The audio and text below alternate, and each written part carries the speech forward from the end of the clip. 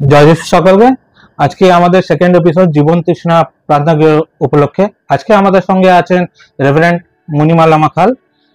জয় যিশু দি। সবাইকে জয় যিশু। আপনি একটা মণ্ডলী পালক, তো ওই মণ্ডলীর নামটা কি? আমার মণ্ডলীর নাম জীবন তৃষ্ণা প্রার্থনা গৃহ। তো ওইটা আপনি কত বছর হলো ওটা শুরু করেছেন? আমি 2003 থেকে যিশু নাম প্রচার করছি। 10 বছর পরে আমি মণ্ডলীর নাম আমাকে আগেই প্রভু দিয়েছিল যে আমার গৃহ সর্বজাতির প্রার্থনা গৃহ হবে, তো সেই থেকে আমরা নাম দিয়েছি ওটা। আর 2003 থেকে আজ 21 বছর আমরা এই মণ্ডলীতে আমরা রয়েছি। আর আমি শুনেছি আপনি যখন এই প্রার্থনা সেবা গড়েছেন, মণ্ডলী গড়েছেন, অনেক আপস এন্ড ডাউনস এসছে আপনার লাইফে, অনেক কষ্ট এসছেন। তো ওই জীবন লাইফটা কিভাবে আপনি স্ট্রাগল করেছেন, এটা যদি আপনি কিছু একটু বিস্তার করে বলেন। কারণ বাক্য বলছে যে ঈশ্বরের পথ ফুল বিছানো নয়, কাটা বিছানো। আর তাই তার পথে চলতে গিয়ে আমার জীবনেও অনেক রকমের বাধা, অনেক রকমের সমস্যার সম্মুখীন হয়েছি, কিন্তু প্রভু আমাকে এগিয়ে নিয়ে গেছেন। অনেক সময় ঘাত প্রতিঘাত এসেছে, কিন্তু প্রভু আমার সাহায্য করেছেন, আশীর্বাদ করেছেন এবং মণ্ডলীকে বৃদ্ধি দান করেছেন। অনেক মানুষ এসেছে, অনেক মানুষ চলে গেছে, আবারও ফের নতুন করে গড়তে শিখিয়েছে প্রভু, কারণ প্রভু আমাকে গড়তে শিখিয়েছে। তাই অনেক সময় ভেঙে গেছে যখন, তখন আমিও ভেঙে পড়েছি, কিন্তু প্রভু আমাকে শিখিয়েছেন যে তোমাকে আমি গড়তে শিখিয়েছি, তুমি আবার নতুন করে গড়বে। আর তাই তিনি আমাকে এখনো পর্যন্ত সেই গড়ার কারিগর করেছেন। আমি চাইছি সবাইকে গড়ে তুলতে, আর আমিও সেই পথে এগিয়ে যেতে। আপনার পরিকল্পনাটা কি, এরকম প্রার্থনা গৃহ থেকে আপনি কি করতে চাইছেন? আমার পরিকল্পনা, আমি ঈশ্বর পবিত্র, আমিও পবিত্রভাবে জীবনযাপন করব, সৎভাবে জীবনযাপন করব। তাতে কেউ আমার পাশে থাকুক চাই না থাকুক, কিন্তু আমি জানি যে জীবন্ত ঈশ্বর আমার সাথে আছে। কারণ সত্যের পথ বলা সহজ, কিন্তু সত্যের পথে চলাটা অনেক কঠিন। এটা সত্যি। এখানে প্রার্থনা সভাতে 21 বছর হয়ে গেল প্রার্থনা লাইফে যে হ্যাঁ আপনি চলছেন, তো আপনার অভিজ্ঞতাটা কি হলো এত 21 বছর ধরে? 21 বছরে আমি অনেক ভাঙা গড়া অনেক কিছু দেখেছি আমার জীবনে। অনেক মানুষ এসেছে, অনেক মানুষ চলে গেছে, কিন্তু সত্যকে যারা জেনেছে তারা কোনোদিনও ছাড়তে পারবে না, কোনোদিনও ছেড়ে ঈশ্বরকে ভুলে যেতে পারবে না, ঈশ্বরের পথে চলবে। সত্যকে যারা জানবে তারা অবশ্যই সত্যকে নিয়ে এগিয়ে যাবে। 2003 থেকে শুরু করেছেন, অনেক কষ্টতেও গেছেন, অনেক ফাইটও করেছেন এই মণ্ডলী গড়ার জন্য। পরিবারে কোনো কষ্ট হয়নি? পরিবারে কোনো অবজেকশন করেনি? কেন হিন্দু পরিবার হয় আপনি যাচ্ছেন ইয়ে করতে, ঈশ্বর প্রভু যিশুকে গ্রহণ করছেন, ওনার পথে কেন হাঁটছেন? শ্বশুর বাড়ি থেকে আগে অনেক সময় অনেক রকমের বাধা এসেছিল, কিন্তু তারা যখন সত্যকে জেনেছে, জানতে পেরেছিল, যখন আমি বলতাম কোনো কিছুকে তারা অস্বীকার করতে পারতো না, যে যেটা বলছে সে ঠিক বলছে, যেটা করছে সে ঠিক করছে। তাই সেই বাধাকে আর তারা বাধা হিসেবে আমাকে আর বাধা দিতে পারেনি। আর আমার পরিবারে আমাকে ঈশ্বর দুটো সন্তান দিয়েছে, আর স্বামীকেও তিনি আমার জীবনে তিনি দিয়েছেন। তারা আমার সঙ্গে প্রথম জীবনে, সে আমার জীবনে অনেক রকমের বাধা স্বরূপ ছিল, কিন্তু আমাকে এখন সেই সব কাজেতে আমাকে এগিয়ে দেয় ঈশ্বরের কাজেতে। আর আমার সন্তানেরাও সেই ছোট থেকে এই পর্যন্ত আমার সাথে আছে, আমাকে আরো এগিয়ে দিয়েছে ঈশ্বরের কাজেতে। তারা সর্বদাই আমার সঙ্গে থেকে ঈশ্বরের কাজে এগিয়ে যাচ্ছে। আগে থেকেই মানে খ্রিস্টান লাইফে ছিলেন না আপনি অন্য ধর্ম থেকে আপনার ইয়ে চলে এসেছেন? আমি একদম গোড়া হিন্দু পরিবারে আমার বিয়ে হয়। আমি সমস্ত সময় আমি ঈশ্বরকে খুঁজে বেরিয়েছি যে কার মধ্যে থেকে আমি ঈশ্বরকে পাবো। কিন্তু একটা সময় আমি জানতে পারি যে আকাশের নিচে মনুষ্যদের মধ্যে আর কোনো নাম নেই যে নামে আমরা পরিত্রাণ পেতে পারি, সেটা হচ্ছে যিশু নাম। এইটা কিন্তু বললেন আপনি হিন্দু পরিবার থেকে এসেছেন, তো এত দেব দেবতা থাকার সত্ত্বেও আপনি প্রভু যিশুকে কেন গ্রহণ করলেন? কারণ আমি অনেক দেবদেবতার আরাধনা করেছি, কিন্তু ঈশ্বর একম অদ্বিতীয়, তো ঈশ্বরকে আমি কোনো দেবতার মধ্যে খুঁজে পাইনি। আমি যখন খুঁজে পেয়েছি যে প্রভু যিশুর মধ্যে সমস্ত কিছু, যে তিনি একমাত্র ঈশ্বরের কাছ থেকে এসেছেন, আর আমি সমস্ত পুজো পাঠ, এমনকি আমি সাই বাবার ভক্ত ছিলাম, সব দেবদেবতার আরাধনা করতাম, কিন্তু সেই সময় আমি এই জগতে হারিয়েছিলাম। কিন্তু যখন আমি ফিরে আসলাম প্রভুর পথে, তখন আমার জীবন পরিবর্তন হলো, আর এইভাবে আমার জীবনকে আরো এগিয়ে নিয়ে চলেছি। আপনার সাথে আমার অনেক দিনের আলাপ 2004 থেকে। তো এই গল্পটা আমিও শুনেছি অনেকবার যে 2004-এ ক্যাম্পে আপনি ঈশ্বরকে অনুভব করেছিলেন। কিভাবে একটু করেছিলেন, একটু যদি ভিউয়ার্সদেরকে জানান। ঈশ্বরকে আমি কোনোদিনও তখন দেখিনি, বুঝিনি, কারণ ঈশ্বর নিরাকার। কিন্তু যখন আমি সেই ক্যাম্পে গেছিলাম, আমি সেই ক্যাম্পের মধ্যে যখন আমরা ঈশ্বরের বাক্য নিয়ে আমরা শুনছিলাম, আলোচনা হচ্ছিল, আরাধনা হচ্ছিল, সেই সময় আমি যিশুকে দেখতে পাই। যখন আরাধনার মধ্যে আরাধনা চলছিল, তখন আমি যখন চোখ বন্ধ করেছিলাম, প্রার্থনা করছিলাম, আর তখন আমি সেই নিজের মধ্যে আর ছিলাম না। আমি যেন মনে হচ্ছে যে আমি আমার সমস্ত সময় আমি যেভাবে আমি ঈশ্বরকে ডাকতাম, খুঁজতাম, সেই সময়টা আমি এমনভাবে ডাকছিলাম যে আমি মনে করছিলাম যে আমার সামনে কেউ আছে। আর তখন আমি দেখতে পাই যে সেই যিশুকে, যে আমার সামনে এসে দাঁড়িয়ে আছে। এবং সেই কথাটা আমি যখন অন্য সময় বলি, অনেকে বিশ্বাস করতে চায়নি, কিন্তু আমি সেদিনকে জেনেছিলাম যে তিনি আমাদের জীবন্ত ঈশ্বর, আর তিনি আমাদেরকে, তার বাক্য বলে যে নির্মল অন্তঃকরণ যারা, তারা ঈশ্বরের দর্শন পাবে। আর আমার জীবন বদলে গেছিল। তাকে কোনো ফটোর মধ্যে সেরকম তাকে পাওয়া যায় না খুঁজে, কিংবা কোনো মূর্তির মধ্যে তাকে আমি পাইনি, কিন্তু সেদিন তাকে দেখে আমার জীবন বদলেছিল, আর আমি সেদিন থেকে মুক্তিদাতা হিসেবে তাকে গ্রহণ করে তার পথে এগিয়ে চলেছিলাম। আজকালকার যুগে মানুষদের অনেক বাজে চিন্তাধারা হয়ে গেছে যে খ্রিস্টান ধর্ম মানুষদের ধর্মটাকে পরিবর্তন করতে এসছে। এটা কি সত্যি? না, যীশু খ্রিস্ট কোনোদিনও ধর্ম পরিবর্তন করতে আসেনি। যীশু প্রত্যেকটা মানুষকে ভালোবাসে, আর প্রত্যেকটা মানুষের জন্য জীবন দিয়েছে।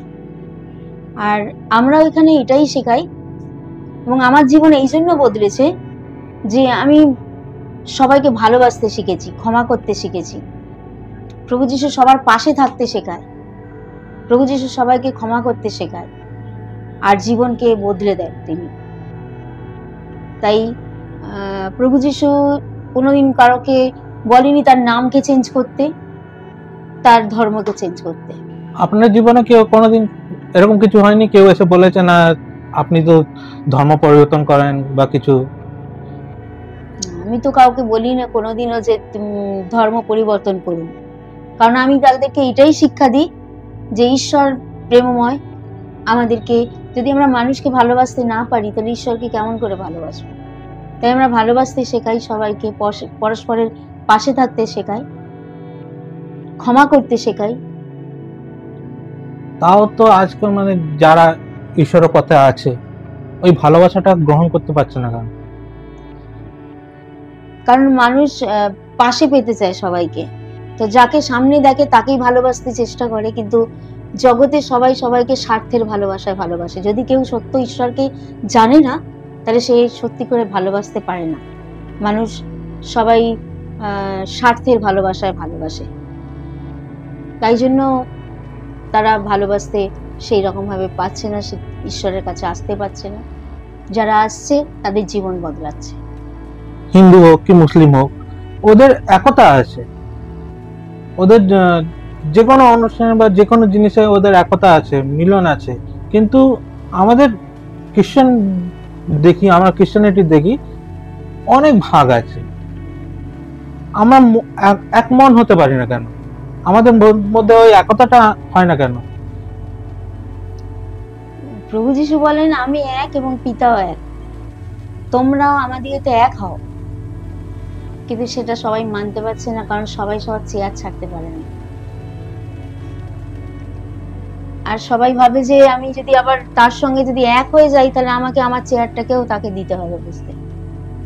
তো এই জন্য আমাদের মধ্যে এটাই আছে যে আমরা সবাই সবাইকে এক ভেবে একভাবে এগিয়ে চলতে পারছি না।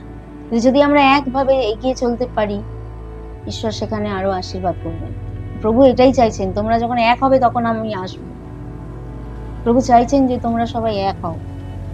আর আমাদের এটা হওয়াই উচিত যে আমরা যেন সবাই এক হয়ে চলতে পারি, কারণ স্বর্গে কেউ আলাদা থাকবো না। সেখানে সবাইকে প্রভু যিশুর যারা যারা প্রভু যিশুকে মানে তারাই সেখানে থাকবে, তারাই সেখানে যাবে। তো আমারও উদ্দেশ্য সবাই আমরা এক হয়ে যাতে এগিয়ে চলতে পারি প্রভু যিশুর পথে, সত্যের পথে। এটা আমরা বলি যে আমরা সবসময় এক হয়ে চলাটা ভালো, কিন্তু ওই জিনিসটা ওই যে অন্য পালক যদি থাকে, অনেক পাস্টাররা আছে, অনেক পুরো রেভারেন্টরা আছে, ওই চিন্তাটা আনে না কেন যে আমাদেরকেও চলতে হবে একসাথে? কারণ অনেকে এক হতে চেষ্টা করে, আবার অনেকে এক হতে চেষ্টা করে না। কারণ অনেকের মনের মধ্যে কি চলে আমি জানি না, কিন্তু আমার মনের মধ্যে এটা চলে যে আমাদের সবার এক হওয়ার প্রয়োজন আছে, কিন্তু সেই প্রয়োজনটা সবাই বুঝেও বুঝতে চায় না।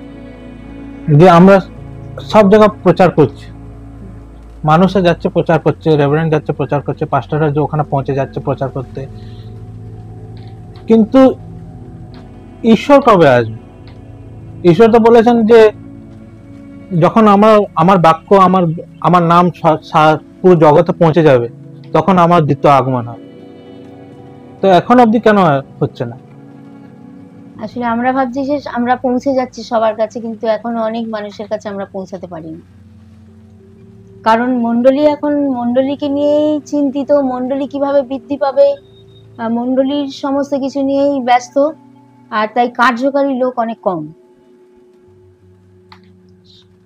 যিশুর যে আদেশ যে সমুদয় জগতে যাও, সারা সৃষ্টির কাছে সুসমাচার পৌঁছে দাও, সেই সুসমাচার পৌঁছানোর কাজ সেইভাবে হচ্ছে না। যেখানে হয়েছে সেইখানেই সবাই হয়তো পড়ে আছে, কিন্তু যেখানে হচ্ছে না সেখানে যাচ্ছে না। আমার এইটাই আরেকটা কথা, যে ঈশ্বরের পথে এখন বেশিরভাগে আপনি দেখবেন যে মহিলারা বেশি কাজ করছে, ছেলেরা পিছিয়ে যাচ্ছে। এটা কেন? প্রভু তো সবাইকেই ডেকেছেন, এবার মহিলারা এগিয়ে আসছে, ছেলেরা পিছিয়ে পড়ছে, কিন্তু প্রভু বলছে, বাক্যে বলছে যে যারা আগে তারা পিছিয়ে যাবে, যারা পিছনে তারা আগিয়ে যাবে। তো সেটা মহিলাও হতে পারে, সেটা পুরুষও হতে পারে। এটা বলতে চাইছেন যে বাক্যকে শুনবে সে এগিয়ে যাবে, যে প্রভুর আহ্বানকে শুনবে সে এগিয়ে যাবে, যে প্রভুর আহ্বানকে শুনবে না সে এগোতে পারবে না। আজকের দিনে মানুষরা ঈশ্বরের কাছে আসে খালি পাওয়ার জন্য। ওরা ঈশ্বরের কাছ থেকে আসে সুস্থ লাভ পাওয়ার জন্য, কেউ আরোগ্যতা পাওয়ার জন্য আসে, কেউ ভালোবাসা পাওয়ার জন্য আসে, কিন্তু তারপর ঈশ্বর আশীর্বাদ পেলেও ঈশ্বরকে ছেড়ে চলে যায়। এটা কেন হয়? যদি কেউ শুধু পাওয়ার জন্য আসে সে চলে যাবে, কিন্তু যদি আহ্বান থাকে তার, সে কোনোদিনও যাবে না। কারণ আমি যখন ঈশ্বর আমাকে ডেকেছিল, আমি একটা প্রার্থনাতেই আমার জীবন বদলেছিল, তেমন ভাবে তাদের জীবন বদলাবে। কিন্তু এরা যারা আসছে তারা শুধু ঈশ্বরের কাছ থেকে পাওয়ার জন্যই আসছে, আর তাই জন্য তারা চলে যাচ্ছে, হারিয়ে যাচ্ছে। কিন্তু যারা সত্যি, আবার হয়তো অনেকে এসেছে সুস্থতা পাওয়ার জন্য এসেছিল, কিন্তু সেখান থেকে সত্য জেনেছে, আর সত্য তাদেরকে স্বাধীন করেছে, এবং তারা সেই সত্যকে ধরে রেখেছে, ঈশ্বরের পথকে আরো জেনে তারা এগিয়ে চলেছে, জীবনকে বদলেছে। এটা আমাদের সব প্রিয় থেকে একটা অনুরোধ। আমরা শুনেছি আপনি অনেক ভালো গান করেন, তো 2 লাইন যদি আপনি আমাদের ভিউয়ার্স জন্য কিছু গান করতে পারেন। আমি ধন্যবাদ দিই ঈশ্বরকে যে এইরকম একটা সুযোগ আমরা পেয়েছি, এই কথাগুলো বলার জন্য একটা সুযোগ পেয়েছি আমিও। আমি ঈশ্বরকে ধন্যবাদই দিই যে তিনি আমাকে এখনো বাঁচিয়ে রেখেছেন আর তার দয়া আমার জীবনে দিয়েছেন। প্রভু এই গান এবং কথা সুর আমাকে দিয়েছেন, তাই তাকে ধন্যবাদ জানাই। ধন্যবাদ ধন্যবাদ যিশুরি, ধন্যবাদ ধন্যবাদ ধন্যবাদ যিশুরি, ধন্যবাদ। মুক্তি দিয়েছ তুমি যিশু, উদ্ধার করেছ তুমি, তোমারই জয় জয়কার, তোমারই জয় জয়কার। ধন্যবাদ ধন্যবাদ যিশুরি, ধন্যবাদ। বিক্রমশালী তুমি, পরাক্রমী তুমি, বিক্রমশালী তুমি, পরাক্রমী তুমি, তোমারই জয় জয়কার, তোমারই জয় জয়কার।